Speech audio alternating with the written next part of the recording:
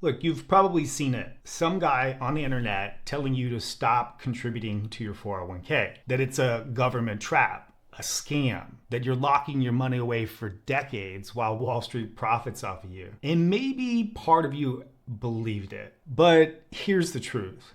The advice isn't just wrong, it's actually also very expensive. And today, I'm going to show you exactly why and what to actually do with your money instead. And so what I'm going to do is I'm going to walk you through the real 401k debate, the 6-step sequence for where every dollar should actually go, and the one question that actually matters, which nobody is really asking. Okay, let's jump into it. Quick little bit of context here. If you're new, I'm Justin Saffel, engineer by training, financially independent at 38, investment advisor managing over 12 million in client assets, and founder of Financial Engineering School. Look, I work with high earning STEM professionals who are doing the right things, but maybe just in the wrong order. And that sequence matters more than people realize. So here's the claim on the 401k and why it's wrong. Let me be direct. The 401k is a little bit of a scam. The crowd is not wrong about everything.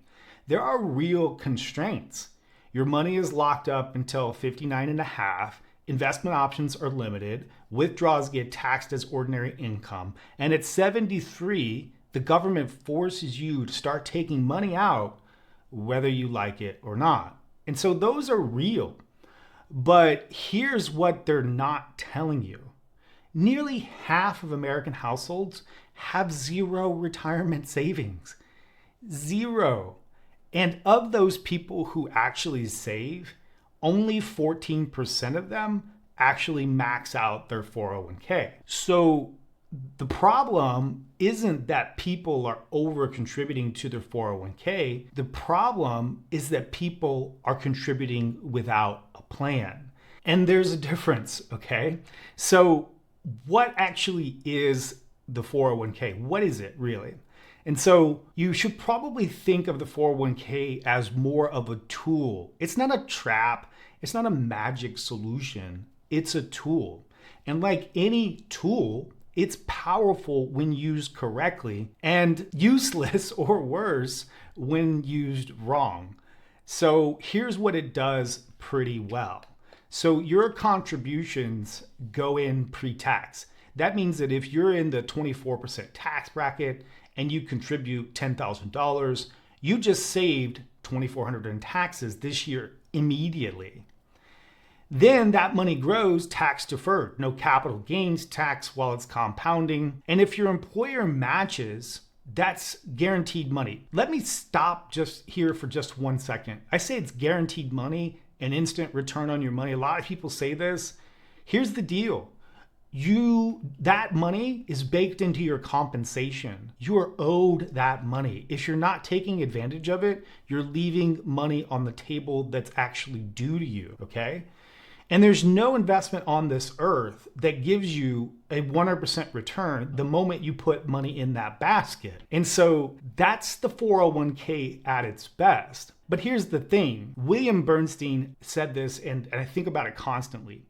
Equally important to what asset classes you choose are the nuts and bolts of your portfolio location, taxable or tax advantaged. So where your money lives matters almost as much as what it's invested in. And that's where most people get it wrong. So here's the right question that you should be asking. Most people are asking, should I contribute to my 401k? That's the wrong question. The right question is, given my situation right now, where should my next dollar actually go? And the answer really depends on 3 things. First, your current tax bracket. If you're in a high tax bracket now and expect to be in a lower one in retirement, the traditional 401k is a powerful tool. You're deferring taxes from a high tax rate to a low tax rate. The next thing is your savings rate.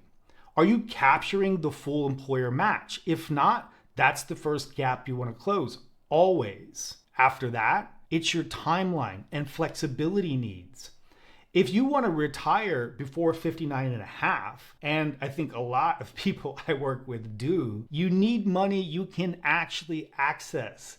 A 401k alone won't get you there.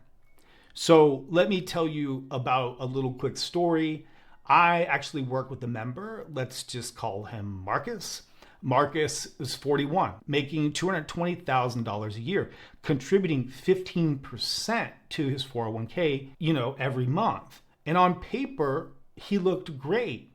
But when we mapped out his full picture, he had no Roth IRA, no taxable brokerage, no HSA. And so everything was locked up in that one account he couldn't touch for 20 years. He wasn't doing anything wrong, really. He was just doing one thing and calling that a plan. So here's what we did. We restructured his sequence, same total savings rate, different allocation across accounts. And within 90 days, he had a Roth IRA funded, an HSA opened, and a taxable brokerage started.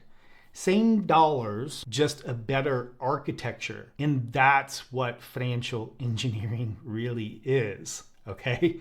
And so here's the 6-step sequence that I want to take you through so that you get a better understanding of how maybe you should build the architecture of your retirement plan. And so before we get into this, please understand that the sequence is for a standard W-2 earner. If you want a sequence that's more tailored to your specific way of earning income, then I want you to grab my free interactive optimization flowchart inside Financial Engineering School, where you can get free tools, courses, templates, checklists, and weekly implementation calls that will help you shave years off your work optional timeline. And here's the thing, it's 100% free. Link is in the description. All right, so here's the sequence, 6 steps in order. Here we go. So step number 1, you absolutely should get the 401k match. Always, full stop, non-negotiable. Your employer match is money that has already been baked into your compensation. If you're not taking that money, you're leaving it on the table. Capture every dollar before you do anything else. Step number 2, emergency fund. So 3 to 6 months of expenses and a high yield saving. Look, this is absolutely the foundation. Without it, one unexpected expense derails everything, and you could end up raiding your retirement accounts with a 10% penalty on top of the taxes. Okay. The next step, step number 3, Roth IRA to the max. Okay. If you're under the income limits, this is absolutely an imperative. It's tax-free growth, tax-free withdrawals and retirement, no required minimum distributions. And critically, you can withdraw your contributions penalty-free at any age after 5 years. And so that makes it invaluable for early retirement. And so here's the deal though. The 2026 limit right now is $7,500, $8,600 if you're 50 or older. If you're over the max income limits for a Roth, then do a backdoor Roth IRA. If you don't want the complexity, then contribute to a traditional IRA with post-tax money. The tax-deferred compounding is still worth it. Step number 4, go back to the 401k intentionally. Now that you're back, the goal is a little bit different. You want to know your number, know whether the traditional or the Roth 401k makes more sense for your bracket if it's available to you. The 2026 employee limit is $24,500. If you're 50 or older, you can add $8,000 on top of that. Ages 60 to 63 get a special Secure 2.0 catch-up up to $11,250 extra. All right, step number 5. If you qualify for an HSA, a high deductible HSA health plan, the HSA is the most tax efficient account that exists. Pre-tax contributions, tax-free growth, tax-free withdrawals for medical expenses, and after 65, it basically just works like a traditional IRA for everything else. The limits in 2025 were $4,300 for the individual and $85.50 for the family. Step number 6. This is the one like everybody wants to put first for some reason. Step number 6, the very last step after you've done all of that, is taxable brokerage. Once everything else is maxed, this is where the rest goes. No contribution limits, no withdrawal restrictions, no age requirements. This is the account that funds early retirement, the years between when you stop working and when your tax advantage accounts actually unlock. And so here's the real point to all of this. Here's what I want you to actually take away. Saving is not just about accumulating money. It's about keeping more of what you earn by putting every dollar in the right account at the right time. The 401k isn't a trap. Putting all your money in one account without a sequence, that's the actual trap. The goal is to have the right money in the right accounts so you have options, not obstacles. And if you want a sequence that's tailored specifically to the way you earn income, then I want you to grab my free interactive optimization flowchart inside Financial Engineering School. Like I said, you can get that free tool, courses, templates, checklists, and a weekly implementation call to help you shave years off your work. Look, here's what I want you to do right now. Do me a favor, audit your current contributions. Go through everything. Are you capturing the full employer match? If not, that's step 1. Do that right now. Do that today. Next thing, do you have a Roth IRA? If not, that's step 2, okay? The next step, do you have a taxable brokerage? If not, that's step 3. Close the gaps in order as much as possible, because it's not about how much you're saving, it's about where it's going. So do me a favor, drop in the comments, which step are you on right now? I read everyone. Thank you so much for watching and supporting the channel, and I'll see you in the next one.